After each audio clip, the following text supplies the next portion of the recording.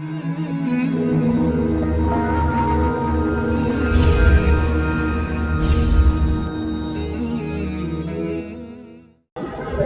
کسی جگہ بھی ہم جب جاتے ہیں کسی مذبح میں، مذبح خانہ بھی لوگ کہتے ہیں، کھانا لگانے کی ضرورت نہیں ہے، مگر مذبح بھی کافی ہو جاتا ہے۔ تو جہاں کہیں بھی ہم جاتے ہیں مذبح میں، تو وہاں کچھ چیزوں کو دیکھنا پڑتا ہے۔ ایک تو اس طرح دیکھنا پڑتا ہے جیسے ہم وزیٹر کے طور پہ جاتے ہیں، اگر ہم شوشا کے لیے دیکھتے ہیں اور کوئی کام کرتا ہے کیسے جانور تڑپ رہا ہے اور کیسے وہ کام کر رہے ہیں۔ دوسرا ہم نے دیکھنا ہوتا ہے اس کو آڈیٹر کی نظر سے۔ جو آڈیٹر کی نظر سے دیکھنا ہے اس کے لیے سب سے پہلے یہ پتہ ہونا چاہیے کہ آڈیٹر ہوتا کیا ہے۔ تو یہ اس کی تمہید کے طور پر آڈیٹر کا کردار اور ذمہ داریاں، یہ ایک پریزنٹیشن ہے چھوٹی سی کہ خود آڈیٹر کہتے کس کو ہیں، اس کا کردار کیا ہوتا ہے اور اس کی کیا کیا ذمہ داریاں ہوتی ہیں جو اس نے ادا کرنی۔ جب کسی سرٹیفکیشن باڈی کی طرف سے آڈٹ کے لیے جاتے ہیں، آڈٹ ٹیم جو جاری ہوا پیچھے جب آ جائے گا تو وغیرہ سکھائیں گے کہ آڈٹ کس طرح اس کی تیاری کی جاتی ہے، آڈٹ پلان بنایا جاتا ہے کہ کیسے شروع سے لے کر آخر تک، جب سے آپ کو کسی نے کہا ہے کہ میں نے اپنی ادارے کی سرٹیفکیشن کرانی ہے، اس وقت سے لے کر سرٹیفکیٹ جاری ہونے تک، اور سرٹیفکیٹ کے بعد پھر دوبارہ سے سرویلنس آڈٹ اور ری سرٹیفکیشن، یہ پورے مراحل کیسے ہوتے ہیں، یہ ایک الگ سے پریزنٹیشن انشاءاللہ آ جائے گی۔ تو اس میں پہلے طے ہوتا ہے کہ آڈٹ ہونا ہے، کس دن ہونا ہے، کس وقت ہونا ہے، کتنے گھنٹوں کا ہونا ہے، کتنے افراد آئیں گے اور ان کے آنے جانے کا کی ذمہ داری کس کے اوپر ہوگی، کون لائے گا کون لے جائے گا، اس کے کتنے پیسے دینے ہوں گے آپ لوگوں نے، اور کتنے گھنٹے ہم آپ کے پاس رہیں گے۔ حتیٰ کہ یہ بھی طے ہوتا ہے کہ آپ لوگ ہمیں کتنے بجے کھانا دیں گے، کتنے بجے سے لے کر اتنے بجے تک ہمارا کھانا ہوگا، سب چیزیں طے ہوتی ہیں پہلے۔ اس کو کہتے ہیں آڈٹ پلان تیار ہوتا ہے۔ جب آڈٹ پلان تیار ہوتا ہے اس میں عموماً مختلف ایک چیز یہاں کہلاتی ہے، اس کو مین ڈیز کہتے ہیں۔ مین ڈیز کا مطلب یہ کہ یہ جو فیکٹری ہے یا جس جگہ آپ جا رہے ہیں آڈٹ کے لیے، اس میں آپ کو کتنے دن لگیں گے آڈٹ کرنے کے لیے۔ اگر ایک آدمی ہے تو وہ کتنے دن تک آڈٹ کریں گے، اس کا اسٹینڈرڈ طے ہے پہلے سے۔ اس طرح کسی ادارے کے مین ڈیز کیلکولیٹ کیے جاتے ہیں، پہلے سے طے ہے کہ اسی انداز سے آپ کیلکولیٹ کریں گے۔ اگر وہ مذبح ہے تو اس کے کیا انداز ہوگا، کھانے کی فیکٹری ہے کیا انداز ہوگا، اگر میڈیکل اس کا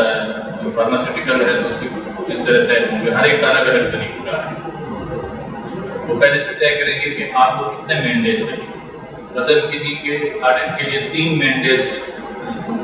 کیلکولیٹ ہو گئے کہ 3 مین ڈیز ہیں، تو اب اس کو اختیار ہوتا ہے، چاہے تو وہ ایک آدمی 3 دن مسلسل جائے، ایک دن کیا، دوسرے دن کیا، تیسرے دن کیا، ایک آدمی چلا جائے، یہ بھی ہو سکتا ہے، اور چاہے تو 3 آدمیوں کو لے جائے اور ایک ہی دن میں وہ آڈٹ کر کے آ جائے، تو دونوں صورتیں اس کے اندر ہوتی ہیں۔ تو پہلے مین ڈیز کو کیلکولیٹ، عموماً اس میں 3 قسم کے لوگوں کو لے جاتے ہیں۔ ایک ہوتا ہے لیڈ آڈیٹر کہتے ہیں اس کو۔ لیڈ آڈیٹر جو اس پورے آڈٹ کے عمل کو دیکھ رہا ہوتا ہے، چیک کر رہا ہوتا ہے اور اس کو ترتیب دے رہا ہوتا ہے، آپ نے یہ کرنا ہے، آپ نے یہ کرنا ہے، اور اصل بات اس سے کرنی ہوتی ہے سب سے۔ وہ متکلم کی طرح ہوتا ہے فیکٹری، جس فیکٹری میں گئے ہیں ان کے ساتھ بات اس لیڈ آڈیٹر کا کام ہوتا ہے، یہی کرنا ہے۔ باقی جو ہے ضرورت کے وقت بات کرتے ہیں اور لوگوں کے خاموش رہتے ہیں۔ اور دوسرا آڈیٹر جو ہوتا ہے وہ اس کو ٹیکنیکل آڈیٹر کہتے ہیں۔ ٹیکنیکل آڈیٹر کا مطلب ہوتا ہے کہ اگر آپ کھانے کی فیکٹری میں گئے ہیں، کھانا بنا کوئی بھی کھانے کی چیز بنانے والی فیکٹری ہے، تو وہاں آپ کو FT چاہیے ہوگا، یعنی فوڈ ٹیکنالوجسٹ، جس نے یہ کھانے بنانے کی جو بورچی نہیں، ایک تو بورچی ہے، بورچی کی ضرورت نہیں ہے، کھانا بنانے کی جو ضروری چیزیں ہوتی ہیں ان کو جانتا ہو، وہ فن پڑھا ہو، وہ ٹیکنالوجسٹ الگ سے ایک کورس کرتے ہوں، اور اس فوڈ ٹیکنالوجسٹ کا اپنا ایک ایریا ہے، اس نے کیا کیا کام کرنا، وہ فنی ماہر کرنا، فنی آرٹیفیکٹ کرنا۔ اگر آپ جا رہے ہیں کہیں مذہبہ میں، تو مذہبہ میں آج جانے کے لیے آپ کو دو قسم کے لوگ ملیں، دو ٹیکنیکل لوگ، ایک تو فوڈ ٹیکنالوجسٹ ہوگا کیونکہ یہ کھایا بھی جاتا ہے، دوسرا یہاں آپ کو ویٹرنری ڈاکٹر کی یعنی جنگل ڈاکٹر کی بھی ضرورت ہے، کیونکہ اس کو پتا ہوگا کہ کون سا جانور بیمار ہے، کون سا بیمار نہیں ہے، کون سا اس قابل ہے کہ ضرور کیے جا سکے، اس کو ساری چیزیں معلوم ہیں۔ تو یہ فنی آرٹیفیکٹ رہے گا۔ اور اگر آپ جا رہے ہیں کسی فارماسیوٹیکل کمپنی میں، تو فارماسیوٹیکل کمپنی کے لیے کوئی ایسا آدمی جس نے کیمسٹری پڑھی ہوئی ہو، عموماً چل جاتا ہے کیمسٹری جس نے پڑھی ہوئی ہو، اور وہ ادویات کو جان سکتا ہو کسی طرح، بھئی یہ کیمیکل ہے، اس کو اس کے ساتھ ملاتے ہیں، یہ اس کے نام پتا ہے، مولوی کو تو پتہ نہیں ہوتا کہ کس کیمیکل کا کیا نام ہے، ایک نام یاد کرنے کے لیے 3 دن اس کو لگتے ہیں کہ کس طرح اس کا تلفظ کرنے کے لیے، نہ یاد کرنا تو الگ بات ہے، تلفظ کرنے کے لیے 4-5 دن لگ جاتے ہیں، تو وہ پھر آپ کو اس فیلڈ کا آدمی چاہیے ہوگا۔ اور اس کو کہتے ہیں فنی ماہر، وہ ہر کے لیے الگ ہو گیا۔ تیسرا جو آڈیٹر ہوتا ہے اس کو شرعی ایکسپرٹ کہتے ہیں، شریعہ کا ایکسپرٹ ہوتا ہے، اس کو شرعی معاملات پتہ ہوتے ہیں کہ بھئی ہم اگر حلال مذہبہ میں جا رہے ہیں حلال آرٹن کے لیے تو ہمیں کن کن چیزوں کی ضرورت ہوگی، شریعت میں کن کن چیزوں کا خیال رکھنا ہے، اگر کھانے کی جگہ جا رہے ہیں تو وہاں کن چیزوں کا خیال رکھنا ہے، ہر جگہ میں نے شریعت کا جو پارٹ ہوتا ہے وہ شرعی آڈیٹر کی ذمہ داری ہوتی ہے۔ دو لفظ استعمال کرتے ہیں یہ لوگ، حلال سرٹیفکیشن باڈیز والے، HCP والے، دو لفظ استعمال کرتے ہیں، ایک کو کہتے ہیں شرعی ایکسپرٹ اور ایک کو کہتے ہیں شرعی آڈیٹر۔ تو ان کو اگر ضرورت پڑتی ہے نا کہ ہم اس آدمی کو جو مولوی صاحب ہمارے ساتھ جا رہے ہیں، مولوی صاحب جا رہے ہیں، تو اس کو پورا مینڈیز کاؤنٹ کر کے اس کو اپنے ساتھ لے جائیں، پھر اس کو کہیں گے کہ یہ ہمارا شرعی آڈیٹر ہے، اس کے اوپر شرعی آڈیٹر کا حکم لگا، یہ شرعی آڈیٹر ہے، اور یہ جتنے دن جائے گا اتنے مینڈیز کاؤنٹ ہوں گے اس کے۔ لیکن کبھی ایسا ہوتا ہے کہ ان کے اپنے جو مینڈیز ہیں پورے ہو رہے ہوتے ہیں، ایک لیڈ آڈیٹر جا رہا ہے اور ایک ساتھ ٹیکنیکل آڈیٹر جا رہا ہے، مینڈیز ان کے 2 تھے بنتے ہیں، 2 پورے ہو گئے، اب یہ شریعہ کا آدمی جو چاہیے ہوتا ہے اس کو نام دے دیتے ہیں شریعہ ایکسپرٹ کے لوگ، پھر شریعہ ایکسپرٹ کے مینڈیز کاؤنٹ نہیں ہوتے، اور یہی کام وہ پھر ٹیکنیکل آڈیٹر کے ساتھ بھی کرتے ہیں۔ ٹیکنیکل آڈیٹر اصل اگر ان کا آدمی ٹیکنیکل ہے، مثال کے طور پر ایک کمپنی میں نے بنائی ہے، میں مولوی ہوں، تو میں اہمیت جو ہے نا مولوی حضرات کو دوں گا، تو زیادہ مولوی کو میں بطور آڈیٹر رکھوں گا، اور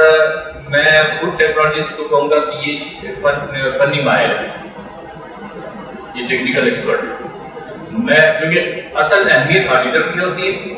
ٹیکنیکل ایکسپرٹ ہمیں صرف مشورہ دیتا ہے، جیسے اسلامی نظریاتی کونسل ہے، تو صرف مشورہ دے گا کہ یہ کام ہے، اس کو اس طرح ہونا چاہیے، اور یہ چیزیں غلط تھیں، وہ شرعی ایکسپرٹ نے یہ کام کر دینا، پھر باقی کام سارا آڈیٹر نے خود کرنا ہوتا ہے، وہ ساری چیزیں۔ تو یہ 2 لفظ استعمال کرتے ہیں، کبھی آپ کو شرعی ایکسپرٹ کہیں گے، کبھی آپ کو کہیں گے شرعی آڈیٹر ہے، تو اس میں کام تقریباً ایک جیسا ہی ہوتا ہے دونوں میں، لیکن اصل ان کا مینڈیز کا مسئلہ ہوتا ہے کہ اس کے مینڈیز کاؤنٹ کرتے ہیں، مینڈیز جس کی کاؤنٹ کرتے ہیں اس کو پیسے کچھ زیادہ دینے پڑتے ہیں، اور شرعی ایکسپرٹ کے ساتھ جو ہے نا وہ ویسے ہی کبھی گزارا کر لیتے ہیں، اس کو بھی کبھی ہو سکتا ہے وہ چکر لگا لیں۔ تو جو مولوی حضرات کی CVs ہیں وہ جو شرعی ایکسپرٹ ہوتا ہے اس کو آڈیٹر کے طور پہ استعمال کرتے ہیں، اور فنی آدمی جو ہے نا وہ عارضی طور پر لے لیتے ہیں، اس کو ٹیکنیکل ایکسپرٹ کے طور پہ ساتھ ملا لیتے ہیں، اصل لوگ ان کا شرعیہ والا ہوتا ہے۔ مثال اصل یہ ثنا ہے، ثنا جو ہے نا اس کے اندر سارے کام کرنے والے اوریجنل وہ مولوی، تو سارے مولوی طور پہ کام کر رہے ہوتے ہیں، وہ لیڈ آڈیٹر بھی مولوی ہوتا ہے اور شرعی آڈیٹر بھی مولوی ہوتا ہے، اور ساتھ جو فنی آدمی ہوتا ہے وہ اس کو ٹیکنیکل ایکسپرٹ کے طور پر لے لیتے ہیں، اور مختلف لوگوں سے بات ہوتی ہے، 3-4 FPs سے بات ہوتی ہے، ایک یہ بیٹھا ہے، ایک وہ بیٹھا ہے، ایک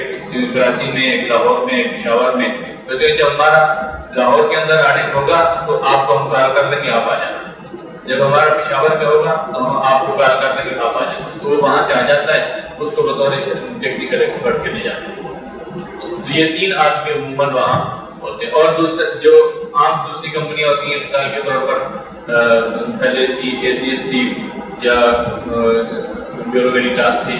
یہ لوگ اصل ان لوگوں کو رکھتے ہیں جو کہ ان کے ٹیکنیکل آڈیٹر ہوتے ہیں, وہ اصل کام کر رہے ہوتے ہیں. پھر کسی شریعہ کے آدمی کو ایسے ہائر کر دیتے ہیں.